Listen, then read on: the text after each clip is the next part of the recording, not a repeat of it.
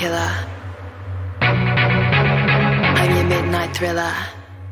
Bonjour à tous et bienvenue dans l'intersection X spéciale sur la contribution des femmes dans les domaines de la technologie.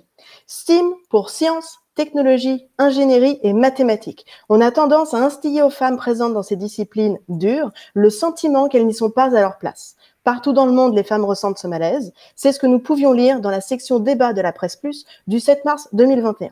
L'importance de la contribution des femmes dans le milieu des technologies n'est plus approuvée.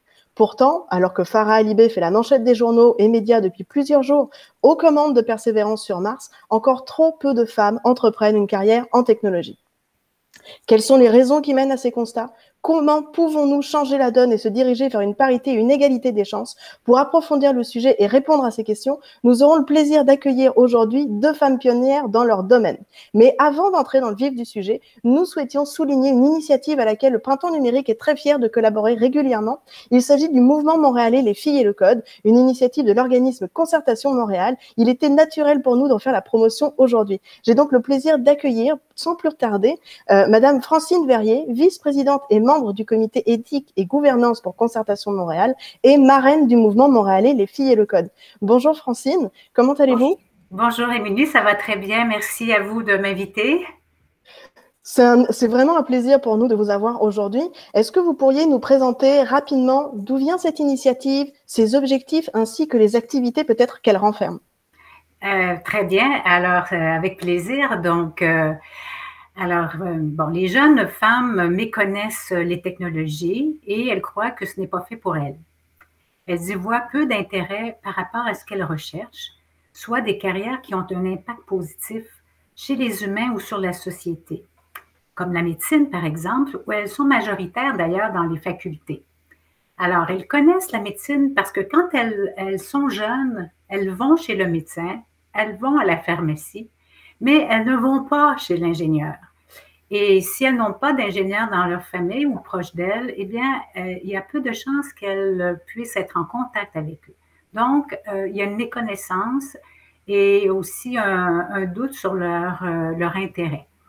Alors, Concertation Montréal a lancé en 2017 le mouvement montréalais Les Filles et le Code, qui rassemble les initiatives montréalaises qui travaillent auprès des adolescentes et des jeunes femmes dans le but de les intéresser aux carrières en technologie. Le mouvement a pour objectif de maximiser le potentiel de ces initiatives. Et puis, pour ce faire, eh bien, il rassemble, disons, une 60aine de partenaires, soit des organismes de littératie numérique, des institutions d'enseignement, des groupes de recherche, des partenaires gouvernementaux et aussi des entreprises. Le mouvement, à travers Concertation Montréal, organise des communautés de pratique pour les partenaires, des événements de réseautage pour les filles et annuellement, il tient un grand événement annuel pour les adolescentes et un pour les jeunes femmes sous la bannière de Techno au féminin.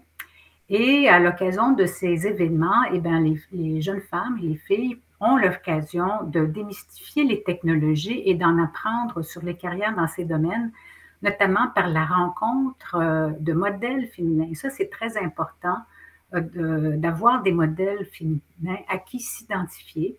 Donc, lors de ces événements, des femmes qui font carrière en technologie, qui sont passionnées, viennent à leur rencontre et viennent leur parler de leur travail et de leur expérience.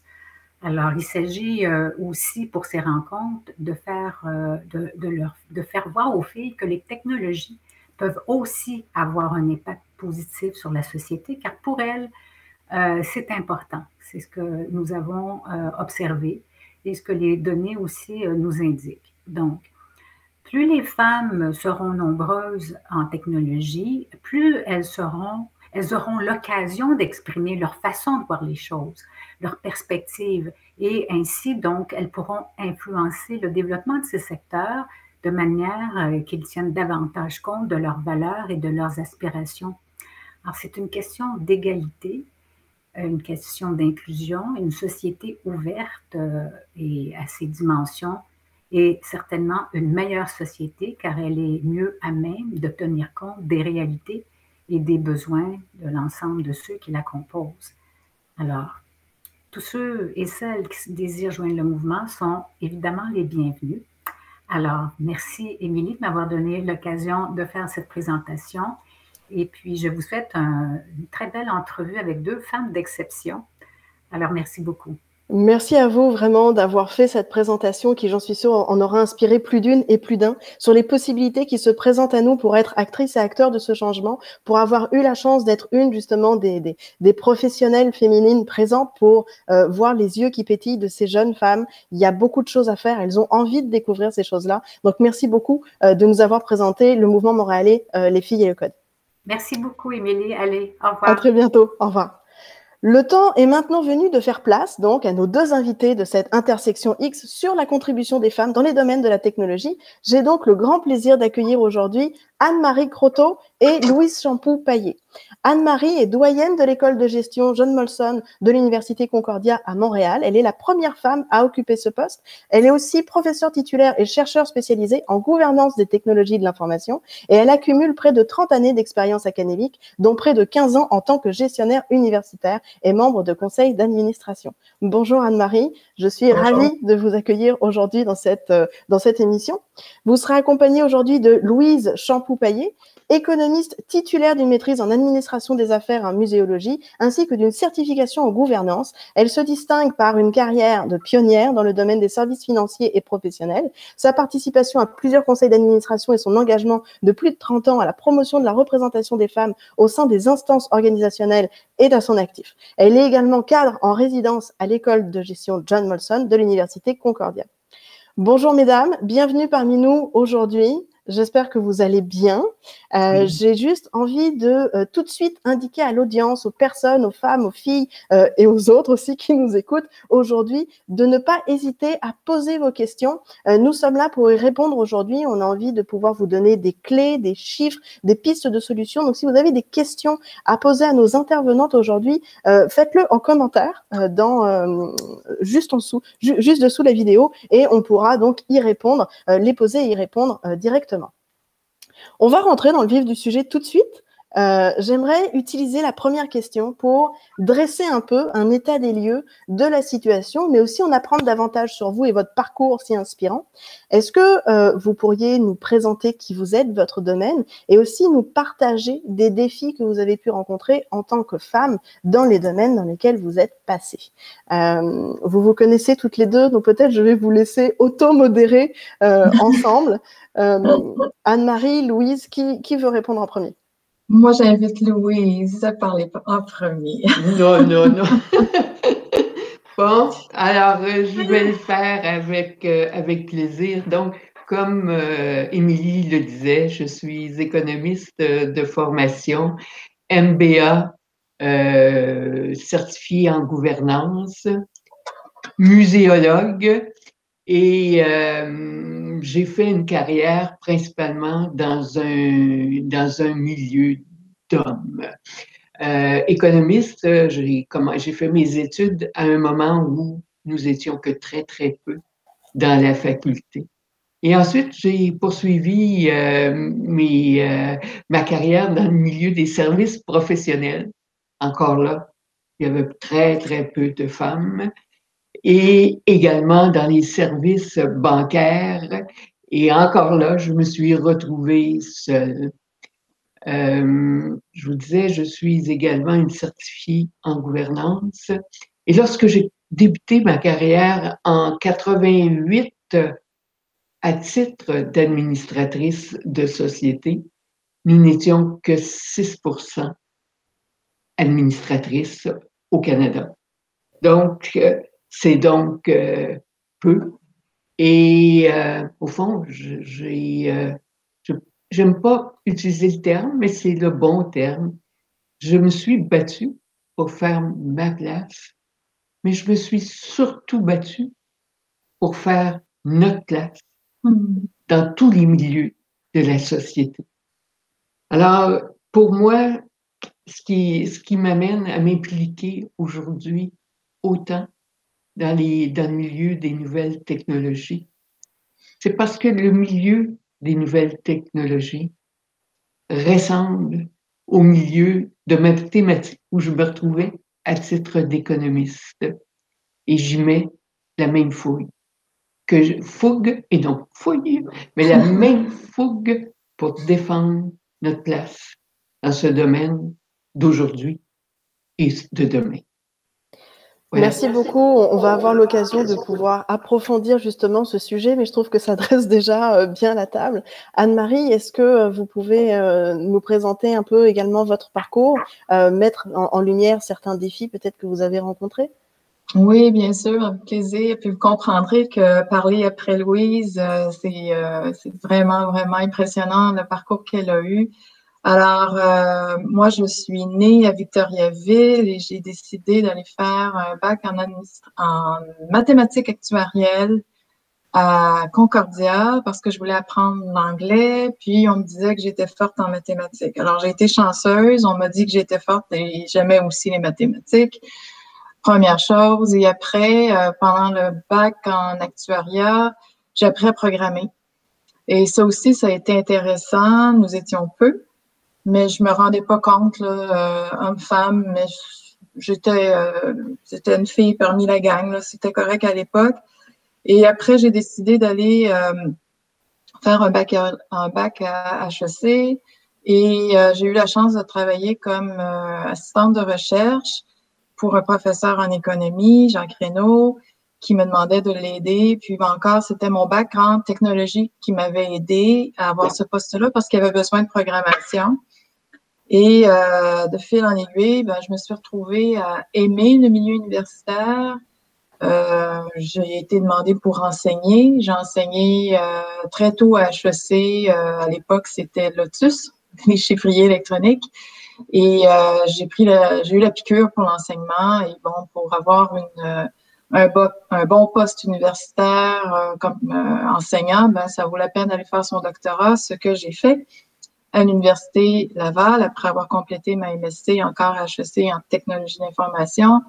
Et lorsque j'ai défendu ma thèse en gestion des technologies, j'étais la toute première femme en 98 à obtenir un doctorat spécialisé en technologie de l'information à l'Université Laval. Ça fait pas longtemps et je ne croyais pas que je serais la première femme, ce qui est le fait.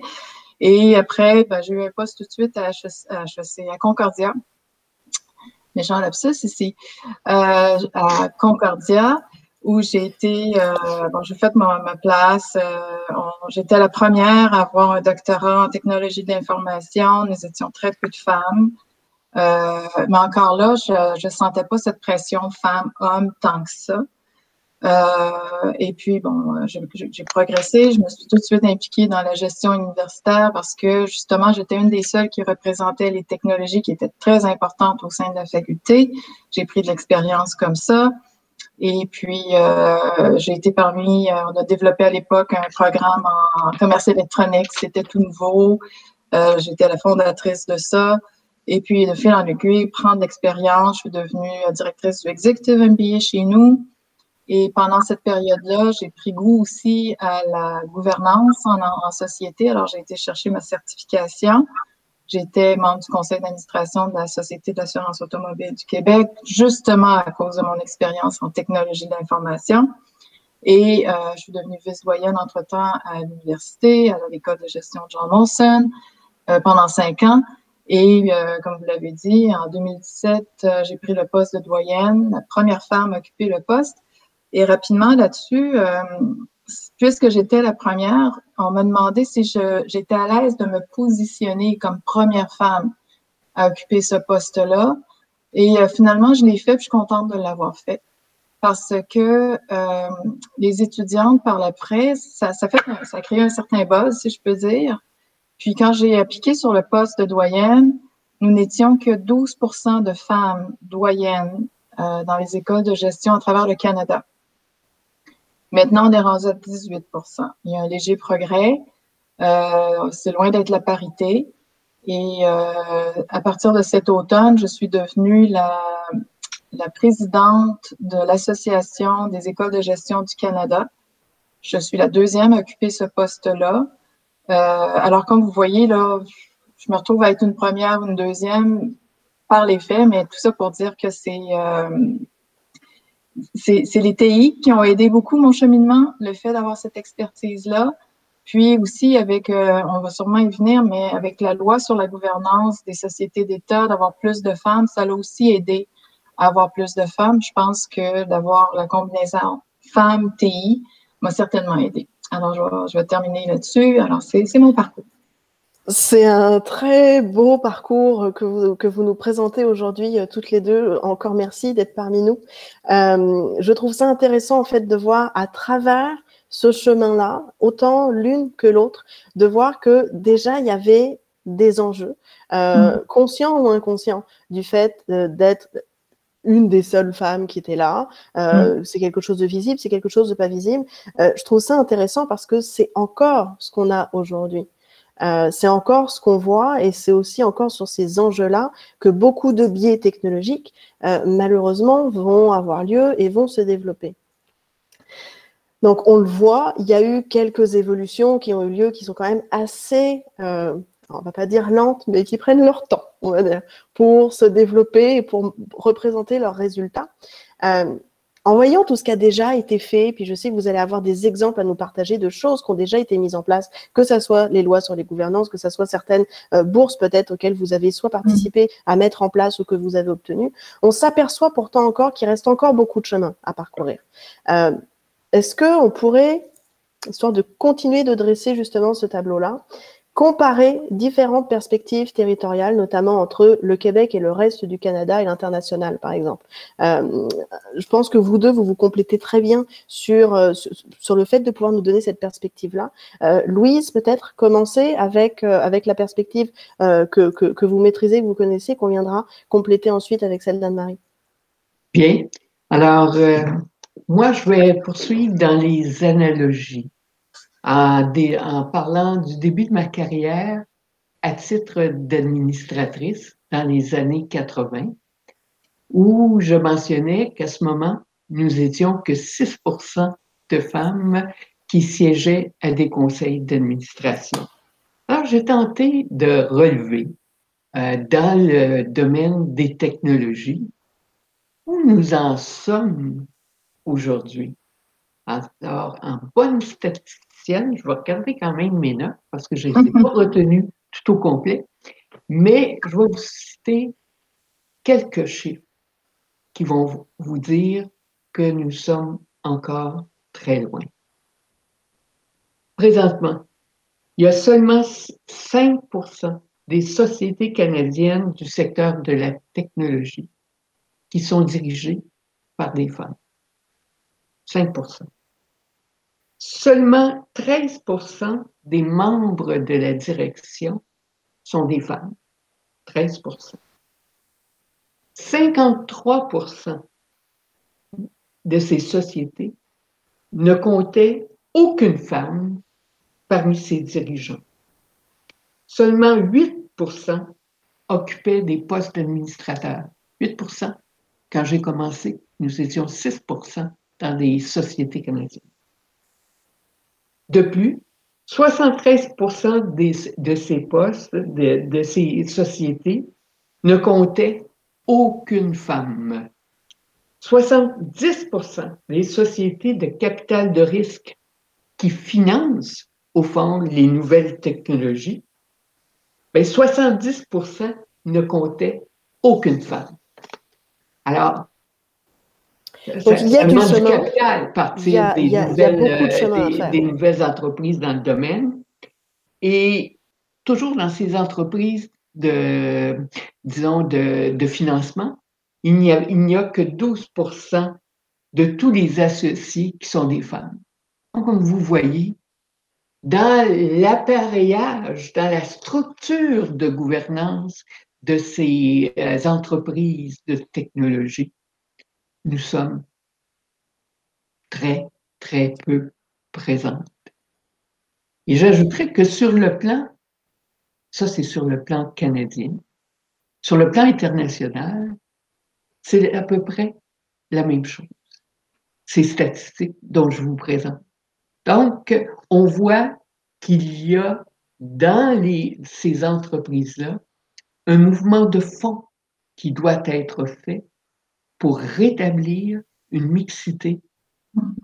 Oui, dans les postes opérationnels, mais ce qui change souvent, c'est quand à la haute direction, on a des femmes qui sont présentes, on a une mixité plus grande, et c'est là qu'est l'enjeu, quant à moi, aussi. Un complément d'information, Anne-Marie? Oui, je trouve ça très intéressant d'avoir des chiffres comme ça parle très, très fort. Faut faire attention. C'est un appel à action, là. C'est vraiment, faut changer quelque chose. Moi, quand j'ai commencé comme doyenne, on m'a demandé si la population étudiante était à parité. Puis, statistiquement, premier niveau, oui, on est autant de femmes que d'hommes dans nos programmes. Mais après, on m'a demandé, oui, mais par discipline, comment ça se passe? Alors, on a sorti les statistiques, c'est assez facile. Puis finalement, en TI, c'est seulement 30% des filles qui étudient en technologie de l'information. Je parle par discipline, là. Tandis qu'en ressources humaines, on est à hauteur de 80%. Alors, comme même dans nos majeurs, marketing, on est à 60%, comptabilité, c'est à 55%.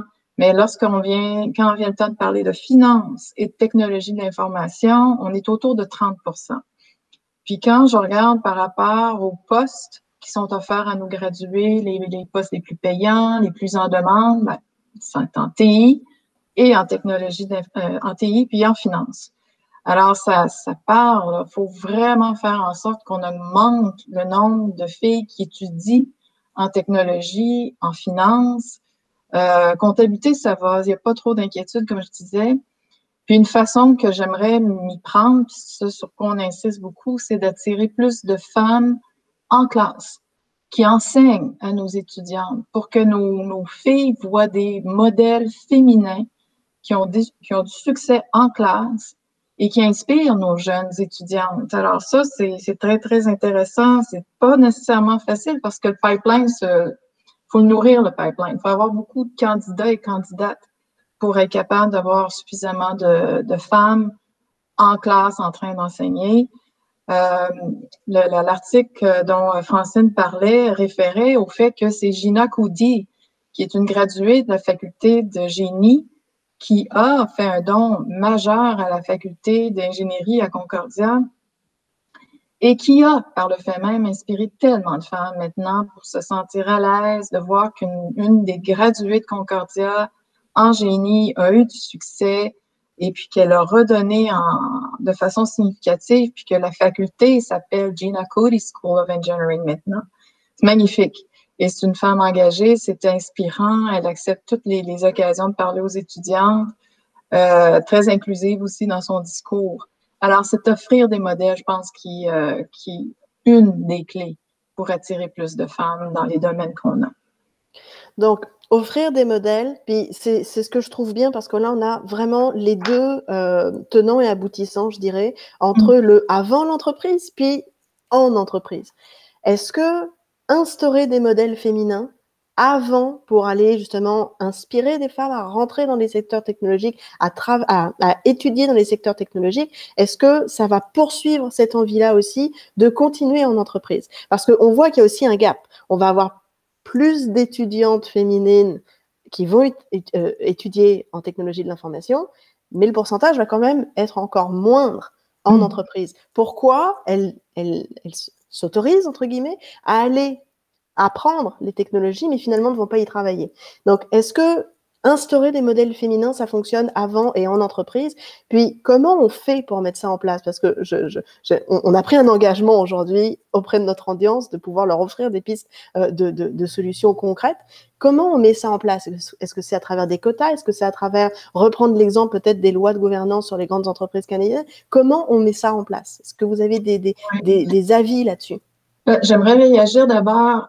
Quand je disais les postes les plus en demande en TI, en finance, c'est TI et finance, mais les filles vont avoir leur place là-dedans. Là. Elles sont en grande, grande demande. Alors, elles n'étudient pas dans le domaine pour rien. Au contraire, les entreprises reconnaissent leur contribution. Ils ont eux-mêmes des efforts de parité.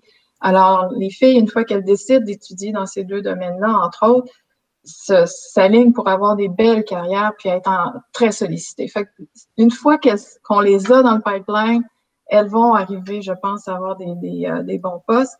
Maintenant, je pense qu'il y a des efforts de parité à faire pour justement s'assurer que le processus de recrutement aussi aide les filles. Je vais vous donner une petite anecdote. On a 2 clubs chez nous de femmes au leadership, là, des étudiantes qui font en sorte qu'on doit parler du leadership au féminin, etc.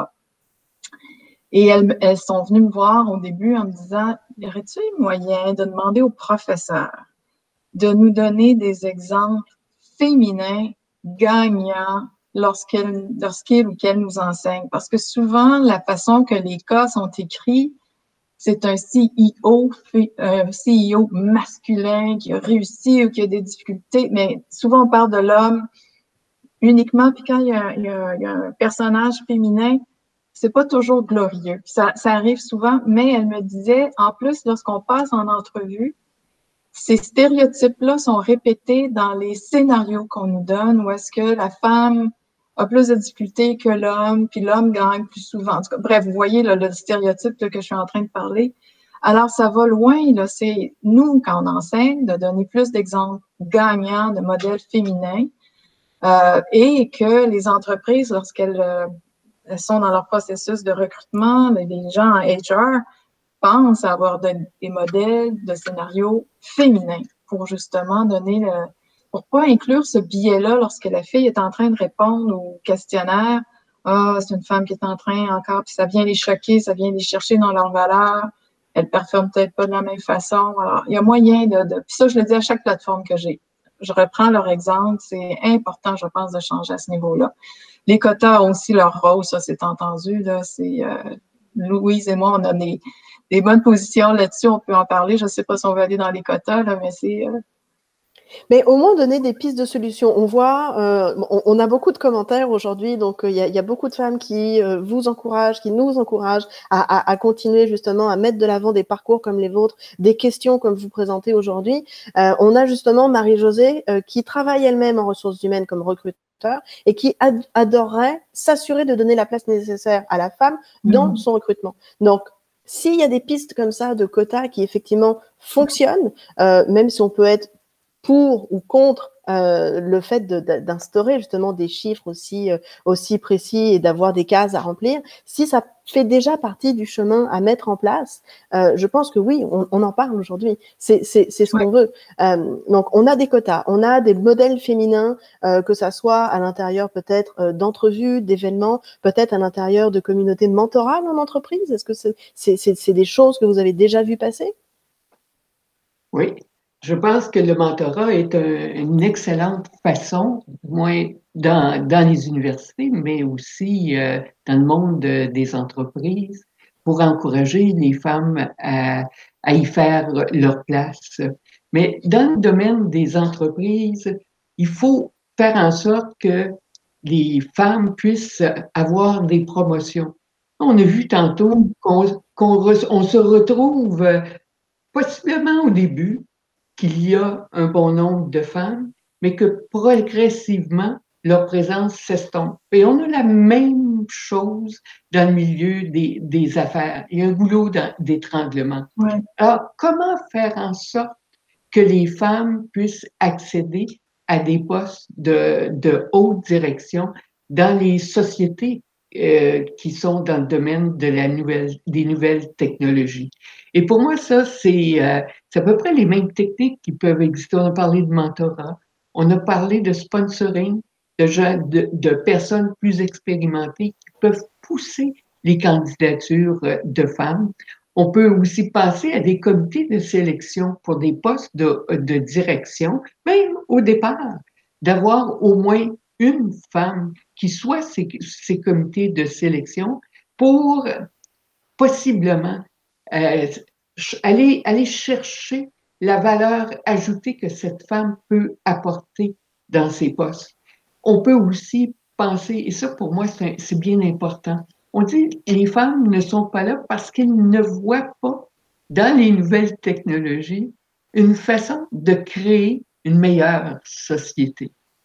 Et si on en arrivait également à faire des jumelages entre, et ça au niveau universitaire, j'y crois, entre des facultés comme les arts, comme les lettres, des jumelages entre ces facultés et les facultés où on retrouve moins de femmes, on arriverait peut-être à créer ce goût chez les femmes qui sont dans les nouvelles technologies, puis chez celles qui sont dans les arts, de voir la contribution qu'un mix technologique et présence dans les ressources humaines, présence dans les musées, mais ça peut créer une meilleure société, mais ça peut aussi permettre à l'homme comme à la femme de mieux se réaliser, puis de réaliser leur objectif. Donc, pour moi, là, il y a ce croisement entre les nouvelles, parce que c'est pas, moi, quand je vois sciences dures, je suis mathématicienne de base, là. Quand je vois sciences pures, sciences dures, pour moi, c'est on va vivre dans ce monde-là. Ça va devenir les sciences de demain. Donc, il faut ce mariage entre ce qu'on appelle les arts, la culture, puis la santé et les technologies. Alors, c'est très intéressant parce que là, on vient à parler de pollinisation croisée, qui est un concept très important pour Printemps numérique.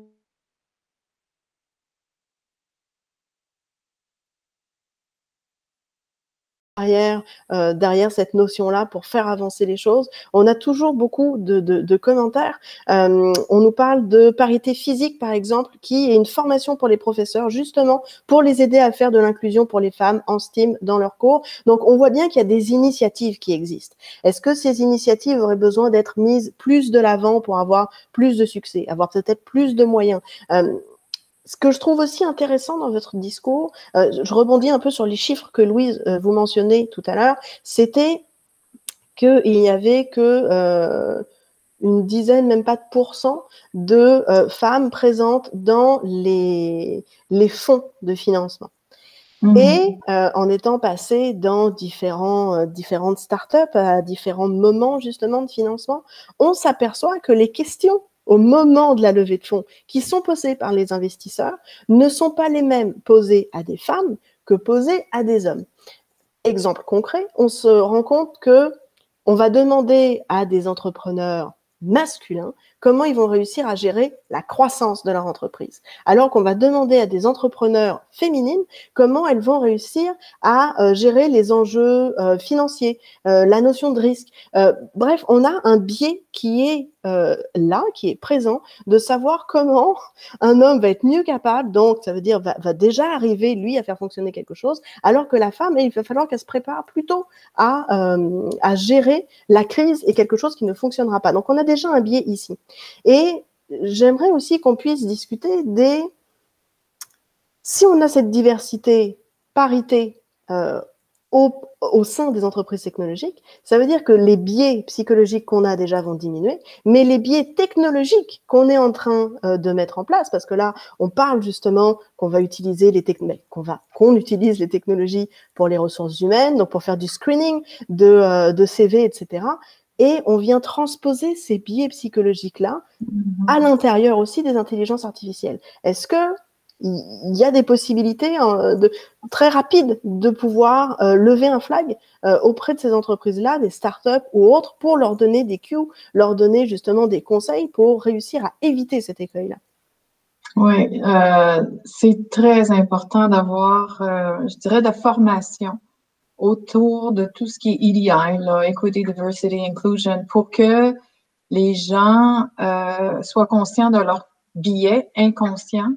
Ça, c'est une initiative que depuis 2 ans, on a à Concordia. Il n'y a plus d'embauche qui est possible au niveau des professeurs sans que les membres du comité de sélection passent à travers cette formation-là qui est rapide, qui est bien faite, qui est intéressante, pour justement nous faire réaliser tous nos biens inconscients, hommes ou femmes. Tu sais, c'est pas juste les femmes versus les hommes, tout le monde en a.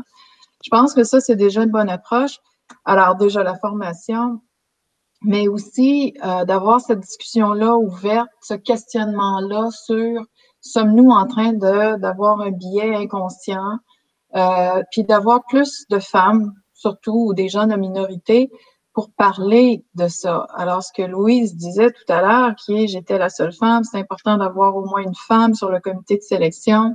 On va jusqu'à dire, des fois, en réunion ou sur un conseil d'administration, il faut aller jusqu'à 3 femmes pour annuler l'effet de biais. Faut que, si c'est juste une seule femme, elle risque de ne pas être entendue. 2, ça l'aide. À 3, ça vient de neutraliser ces biais-là, si on peut dire. Mais encore là, il faut que les gens soient convaincus. Puis, il faut faire attention. Si on ouvre, on parle beaucoup des filles présentement, des femmes, c'est important. Mais ce qu'on observe, c'est que si on demande toujours aux mêmes femmes d'être sur tous les comités, finalement, ce sont toujours elles qui portent le flambeau. Faut rester vigilant pour pas qu'elles deviennent les seules à porter cette cause-là. Il faut avoir plus de monde, pas juste ces quelques femmes-là. Elles sont importantes, mais pour que ça devienne quelque chose qui est plus communal, là, qui est plus commun et généralisé au sein de nos différents groupes. Alors, j'essaie, moi, d'avoir autant d'hommes que de femmes qui pensent par rapport à ça. Et j'en parle, bon, peut-être parce que je suis une femme, j'ai développé ce discours-là, mais d'avoir nos hommes exposés à ce discours-là et qu'eux-mêmes deviennent des porteurs, je crois que c'est important aussi, pour pas que ça devienne juste une affaire de femmes pour les femmes. Je ne dis pas que les femmes pour les femmes, c'est pas correct, au contraire, c'est essentiel, mais il faut amener plus d'hommes autour de nous et puis il y a toutes les autres formes de diversité aussi, bien entendu, là, qui est aussi importante. Donc, viser l'inclusion de différentes façons. C'est un défi, effectivement, qui doit être sur les épaules de l'ensemble de la société et pas juste d'une des diversités ou d'une des minorités. On a une question, donc merci beaucoup Roxane pour nous l'avoir posée. On parlait de quotas tout à l'heure, on parlait de bourses ou ce genre de choses. Que pensez-vous de la discrimination positive? Alors, je suis très contente qu'on ait cette question, on l'a abordée au moment de la préparation. Est-ce que c'est un enjeu, selon vous, pour les femmes ou pour les entreprises ou la société en général? Est-ce que c'est quelque chose de plutôt positif? Est-ce que c'est quelque chose qui est positif aujourd'hui, mais qu'il faudrait penser à retirer plus tard pour éviter justement ce côté discrimination positive-là? Quel est votre avis sur ce sujet? Je peux me lancer, puis je vais laisser Louise continuer. Il y a 20 ans, on parlait de la discrimination positive en disant qualification égale, on donnera un poste à la femme en premier, etc. Ça a aidé les femmes à prendre leur poste, à prendre leur place, etc. Et tant mieux. Maintenant, les femmes disent, je veux pas être choisie parce que je suis la femme, je veux être choisie pour mes compétences, etc. Là, il y a une autre forme de discrimination positive qui est en train de s'installer. Je vais parler encore du point de vue universitaire. C'est comment faire pour embaucher des professeurs issus des minorités visibles. On ne l'a jamais dit comme ça avant, mais là, je parlais avec une de mes collègues qui est en Atlantique, puis une de leurs missions, c'est d'embaucher un professeur noir. C'est une petite université, mais c'est déjà tout un enjeu parce que là, ça devient discriminatoire. Est-ce qu'ils ont le droit de se prononcer de cette façon-là? Mais en même temps, il y a un effort derrière ça de dire, là, on va essayer d'avoir quelqu'un qui représente d'autres minorités, etc. Alors, vous voyez, là, on vient de basculer dans ce qu'on a le droit de faire ça. Autant c'est nécessaire, on en veut, mais ça devient carrément de la discrimination. Puis, on l'appelle positive, mais est-ce que c'est une bonne chose? Puis en même temps, on veut surtout pas que les personnes soient choisies pour X raisons.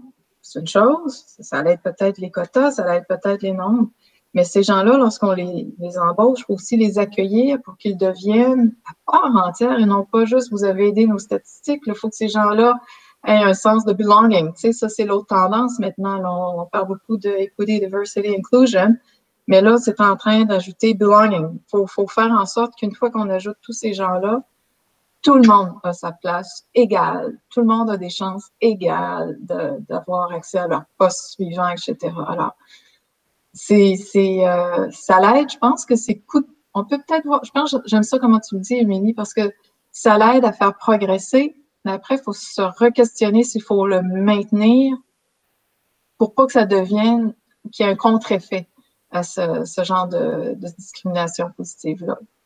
Je vais m'arrêter là. Louise a peut-être une opinion Non, intéressante, opposée, peu importe. non, je suis d'accord avec ça, mais je me pose la question, est-ce que aussi, lorsqu'on fait la sélection des étudiants au départ dans ces domaines de nouvelles technologies, quelles qu'elles soient, est-ce qu'on ouvre la porte à des personnes, à des femmes qui auraient de l'intérêt moyen pour ces sciences-là, mais qui ont des majeurs ailleurs, qui peuvent être en sciences, qui peuvent être en art, en culture, en santé. Parce qu'on voit que le futur, c'est un mariage des deux. Oui. Alors, n'aurions-nous pas intérêt à considérer divers types de candidatures, puis à les appuyer pour faire en sorte qu'elles puissent acquérir les connaissances et devenir, au fond, ces femmes des nouvelles technologies. Oui. Pour moi, on vit dans un monde où nous sommes de plus en plus diversifiés. C'est pas juste un chemin qui mène dans nos carrières, mais on a moi j'appelle ça des chemins en carte de métro. Alors, on peut rentrer et sortir de tous les bords. Donc, il me semble aussi qu'on devrait avoir cette ouverture à la diversité d'où on provient pour faire cette sélection des étudiants au départ. Je le vois comme ça. Puis je le vois aussi pour les entreprises dans le fait d'avoir de ces programmes d'inclusion, d'avoir ces mix-là d'équipes qui pourraient faire en sorte que les gens en ressources humaines, si en ressources humaines, on pourrait mieux faire son travail en faisant appel aux sciences des données. Oui. On va retrouver les scientifiques dans les domaines, comme dans tous ces domaines-là. Donc, comment encourager cette fréquentation de diverses disciplines dans tous nos milieux? C'est très intéressant parce que quand on fait des entrevues avec des entrepreneurs en technologie, de nombreuses femmes n'ont pas fait de formation pure en technologie au début. Elles ont été dans d'autres parcours et ensuite elles ont découvert qu'elles avaient cette possibilité d'entrer dans le milieu des technologies, soit en devenant fondatrice d'une entreprise, soit en travaillant au sein des départements de communication, de marketing. Donc, je trouve que c'est effectivement très important de soulever ce point-là, qu'on peut être dans le milieu des technologies sans être forcément l'ingénieur ou le développeur ou autre, mais qu'on œuvre aussi quand même dans ce domaine-là, dans ce milieu-là. On a un exemple outre-Atlantique qui nous est partagé dans les commentaires, où on se rend compte que les enjeux sont les mêmes. Par exemple, en France, où on se rend compte que dans le monde de l'informatique, les geeks, entre guillemets, ont une image très masculine, ce qui engendre seulement 2% des entreprises informatiques françaises à être gérées par une femme. Ce chiffre est très bas et c'est aussi dû aux difficultés auxquelles on se heurte pour lever des fonds lors d'une création d'un rachat d'entreprise. Il y a un manque de confiance des banques dans les femmes en informatique. Donc, on nous remercie évidemment de partager l'espoir et ce qu'on est en mesure de faire progresser aujourd'hui, mais on s'aperçoit que effectivement ce côté financement, ce côté constitution d'entreprise est important ici, mais l'est aussi ailleurs. Et on est dans des pays où ces questions-là sont posées, ce qui veut dire que les enjeux doivent être encore plus grands dans d'autres pays où peut-être on en parle beaucoup moins. Donc j'avais envie d'apporter ce sujet-là. Puis on voit aussi, donc on revient à travers les commentaires sur la question encore de discrimination positive où on nous pose la question, est-ce qu'on n'a pas peur justement de sélectionner les candidates par népotisme, donc avec un biais supplémentaire, parce que justement, on va aller remplir peut-être certaines équipes ou certaines positions avec des femmes. Donc, on revient encore sur ce sujet-là parce que j'ai l'impression que c'est ce qui intéresse, mais c'est aussi la vraie question qu'il y a derrière. Quel serait votre avis là-dessus? Est-ce qu'on revient sur la question où on garde les quotas en place aujourd'hui, où on met en place ces invitations-là, et ensuite il faudra qu'on les efface, ou est-ce que c'est pas tant un problème aujourd'hui et il faut déjà qu'on le conserve et on verra plus tard ce qu'on fait? Pour moi, c'est clair. Je reviens avec ma proposition, c'est d'encourager une plus grande ouverture dans le mixage des différentes compétences. Regardez dans les conseils d'administration, on a, je dirais, accru notre performance, mais pas performance dans son ensemble, en ayant au sein des conseils d'administration des gens qui nous provenaient de différentes disciplines. Et pour moi, ça c'est important comme source pour aller chercher davantage de femmes, d'ouvrir nos horizons, tant dans les maisons d'enseignement que dans les entreprises, pour faire en sorte que la femme y voit son apport. Et son apport n'est pas seulement dans dans la base, son apport peut être dans la valeur ajoutée, dans ce qu'elle apporte pour changer notre société. Tantôt, on parlait des biais. Ces biais-là ne peuvent être reconnus que par les femmes, s'il y en a des biais contre les femmes dans les algorithmes. Donc, il faut trouver les moyens pour stimuler cette présence féminine d'une façon importante et rapide. Puis c'est là que les quotas deviennent intéressants. Puis une façon aussi d'élargir le pool, c'est d'avoir quand on passe à travers le processus de sélection, c'est d'élargir la quantité de candidatures plutôt que de prendre les 3 meilleurs ou les 5 meilleurs. C'est d'étirer un petit peu, puis d'aller chercher un petit peu plus profond pour avoir d'autres compétences de différents milieux, de différentes minorités, etc., et non pas juste les sortir meilleurs. De la boîte. Exactement. Au lieu d'avoir les 3 meilleurs CV que tout le monde choisirait, on se donne plus de chances à regarder davantage de candidatures. Voilà. Oui. Et puis ça, je pense que ça ne peut qu'aider parce que des fois, de toute façon, les 3 premiers vont être sélectionnés par d'autres. Ça donne une chance d'avoir un plus grand pool. Puis par rapport au quota, bon, il y en a qui sont pour, il y en a qui sont contre. À Concordia, on a eu une recherche là-dessus. Puis les constats, c'était pas une recherche empirique, mais c'était des entrevues. Les femmes, au début, disaient, il y a 10 ans, j'étais contre ça, les quotas. C'était, je veux pas être la femme choisie pour les quotas, etc. Mais si, justement, on veut donner un coup de barre, 10 ans plus tard, elles sont prêtes à dire, ça a été nécessaire. Sans ça, on serait peut-être encore où on était il y a 10 ans.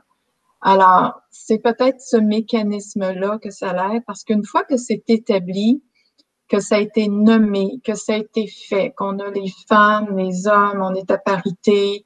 Puis encore, c'est pas un discours de les femmes contre les hommes, c'est vraiment un discours d'inclusion, de variété, de diversité.